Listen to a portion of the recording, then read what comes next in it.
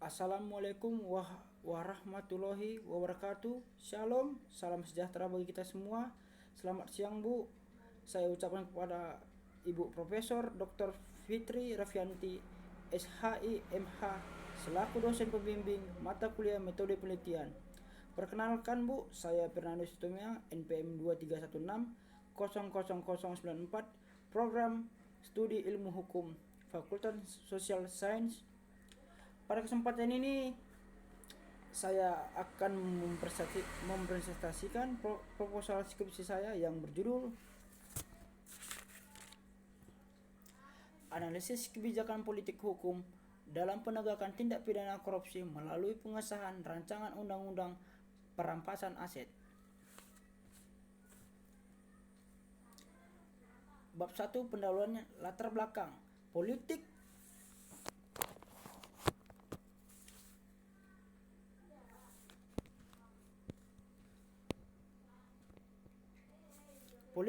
hukum dapat didefinisikan sebagai sebuah alat atau sarana yang dapat digunakan pemerintah dalam membentuk sistem hukum nasional yang dikehendaki dengan harapan terwujudnya cita-cita bangsa dan tujuan negara Indonesia sebagaimana yang tercantum pada alinea keempat Undang-Undang Dasar Negara Republik Indonesia tahun 1945.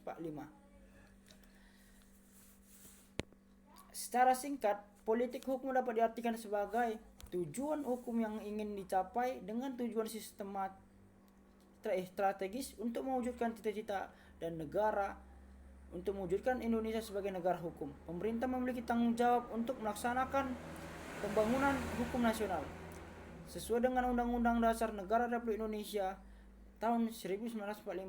Pembangunan ini harus dilakukan secara sistematis, terpadu, dan berkelanjutan dalam sistem hukum nasional yang melindungi hak dan kewajiban seluruh rakyat Indonesia.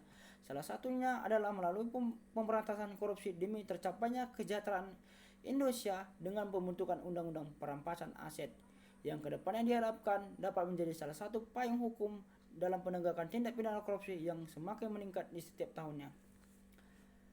Pada tahun 2022, Indonesia Corruption Watch atau ICW mencatat terdapat 579 kasus korupsi yang telah ditindak di Indonesia. Jumlah ini tersebut meningkat sebanyak 8,63% dibandingkan pada tahun sebelumnya, yakni sebanyak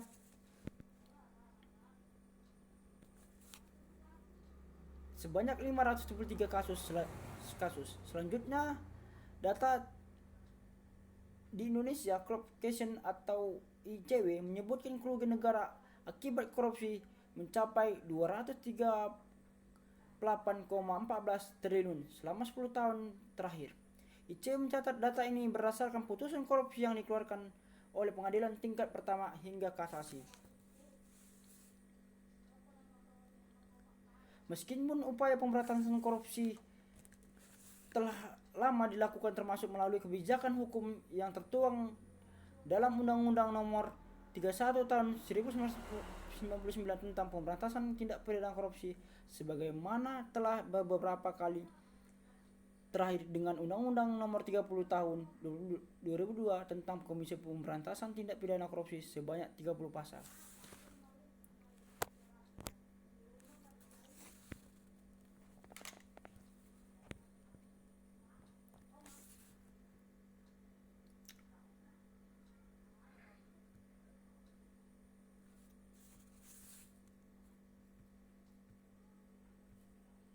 Berdasarkan data tersebut membuktikan bahwa terjadi peningkatan yang signifikan terhadap tindak pidana korupsi di Indonesia.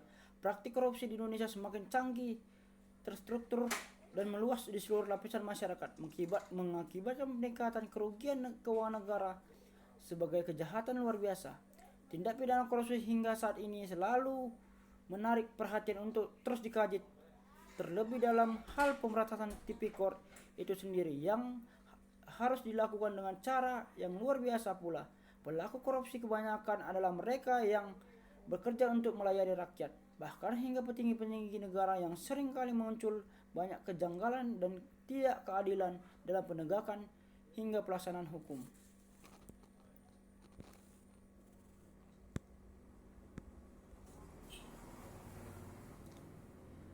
Meskipun upaya pemberantasan korupsi telah lama dilakukan termasuk melalui kebijakan hukum yang tertuang dalam Undang-Undang Nomor 31 Tahun 1999 tentang pemberantasan tindak pidana korupsi sebagaimana telah beberapa kali diubah terakhir dengan Undang-Undang Nomor 30 Tahun 2002 tentang Komisi Pemberantasan Tindak Pidana Korupsi.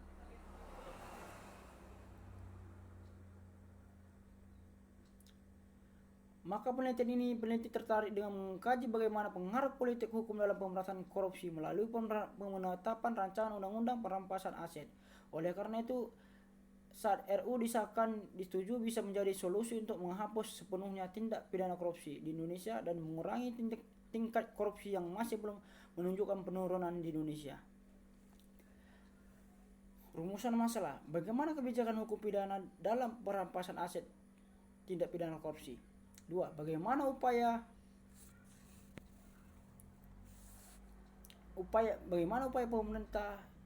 serius dari pemerintah untuk memberantas kasus korupsi dan merancang RUU menjadi ditakuti oleh para koruptor. 3. Bagaimana pengaturan perampasan aset dalam tindak pidana korupsi yang selama ini berlaku di Indonesia. Tujuan penelitian.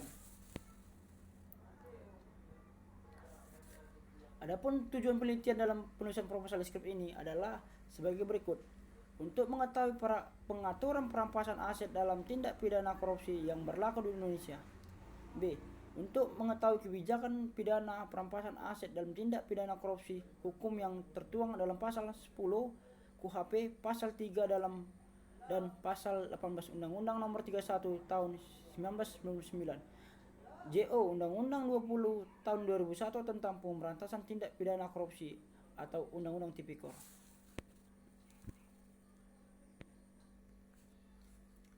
Dalam penelitian ini terdapat beberapa manfaat, yaitu manfaat akademis, manfaat teoritis, dan manfaat praktis yang dapat diterima. Adapun manfaat tersebut dijelaskan sebagai berikut. Manfaat akademis merupakan salah satu syarat dalam penyelesaian program pendidikan sarjana hukum pada program studi ilmu hukum Fakultas Social Science Universitas Pembangunan Pancabudi. 2. Secara teoritis, diharapkan hasil penelitian ini dapat memperluas keilmuan dalam penegakan hukum pemberantasan tindak pidana korupsi, lebih spesifik terkait dengan berbagai konsep perampasan aset sebagai kajian yang lebih lanjut terhadap mekanisme perampasan aset di Indonesia.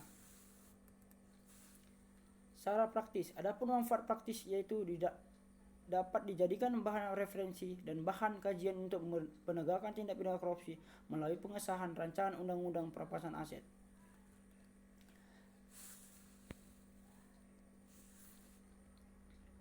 Penelitian skripsi yang berjudul Analisis Kebijakan Politik Hukum dalam Penegakan Tindak Pidana Korupsi melalui pengesahan rancangan undang-undang perampasan aset setelah ditelusuri oleh peneliti bahwa judul ini sudah dilakukan sebelumnya. Penulis ini tersebut antara lain nama Rizky Dwi Nugroho, Fakultas Syariah dan Hukum Universitas Islam Negeri Syariah Hidayatullah Jakarta. Judul jurnal, Perampasan Aset Hasil Tindak Pidana Korupsi sebagai Wujud Keadilan Restoratif. Rumusan masalah. Berdasarkan pembatasan masalah di atas, permasalahan peneliti yang diangkat adalah urgensi penerapan perampasan aset tanpa pemidanaan di dalam tindak pidana korupsi di Indonesia. Untuk mempertegas perumusan masalah, peneliti harus menjabarkan permasalahan peneliti yang dituangkan dalam pertanyaan-pertanyaan sebagai berikut. 1. Bagaimana mekanisme perampasan aset dalam tindak pidana korupsi yang berlaku di Indonesia? Bagaimana penerapan perampasan aset di Indonesia dalam perspektif keadilan restoratif? B. Kesimpulan. Peningkatan kasus korupsi di Indonesia hingga saat ini masih menunjukkan stagnan yang signifikan setiap tahunnya.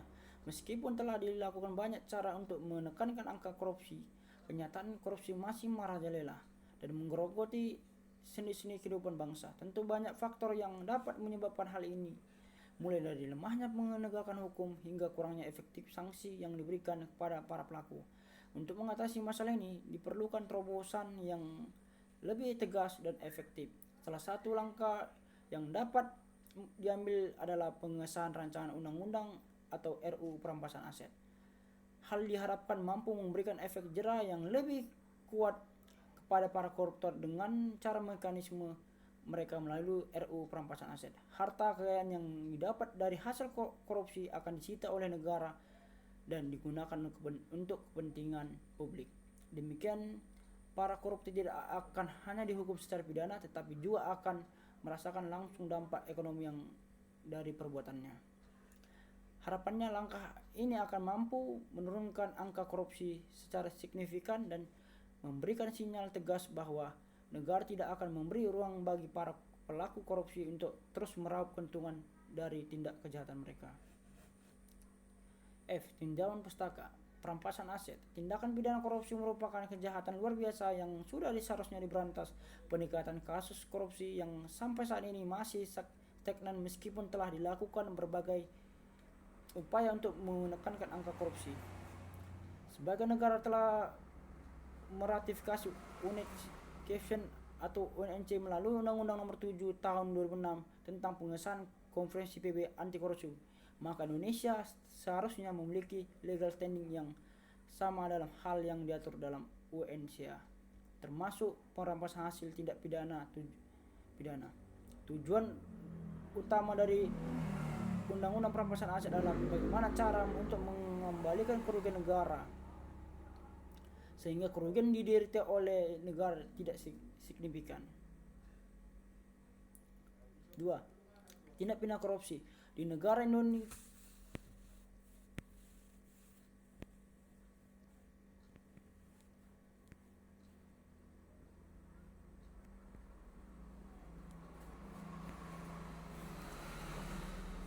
Tindak pidana korupsi di negara Indonesia, pengaturan mengenai perampasan aset telah diatur dalam pasal 10, pasal 3 dan pasal 18 Undang-Undang Nomor 31 Tahun 1999, JO Undang-Undang 20 Tahun 2001 tentang pemberantasan tindak pidana korupsi atau Undang-Undang Tipikor.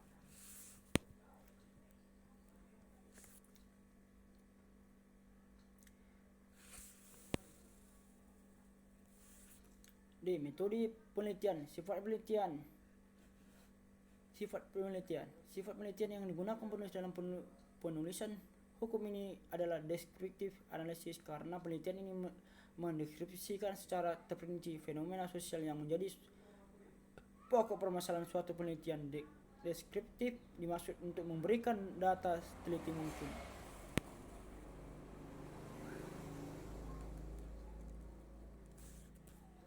Jenis penelitian. Penelitian menggunakan jenis penelitian yuridis normatif. Adapun yang dimaksud dengan jenis penelitian yuridis normatif adalah penelitian yang hukum kepustakaan, yang karena dalam penelitian hukum normatif dilakukan dengan cara meneliti bahan-bahan pustaka atau data sekunder saja.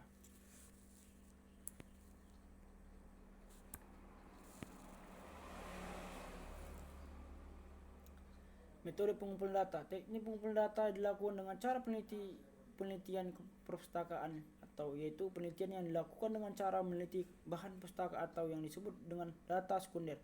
Adapun sekunder yang digunakan dalam penulisan skripsi ini adalah antara lain berasal dari buku-buku koleksi pribadi maupun dari perpustakaan serta jurnal-jurnal hukum. Jenis data.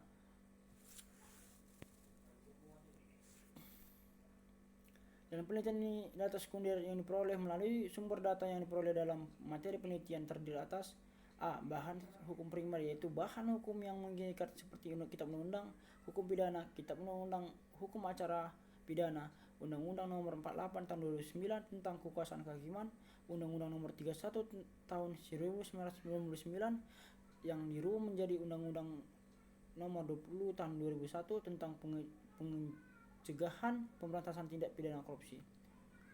Bahan sekunder yaitu bahan yang memberikan penjelasan mengenai bahan hukum primer.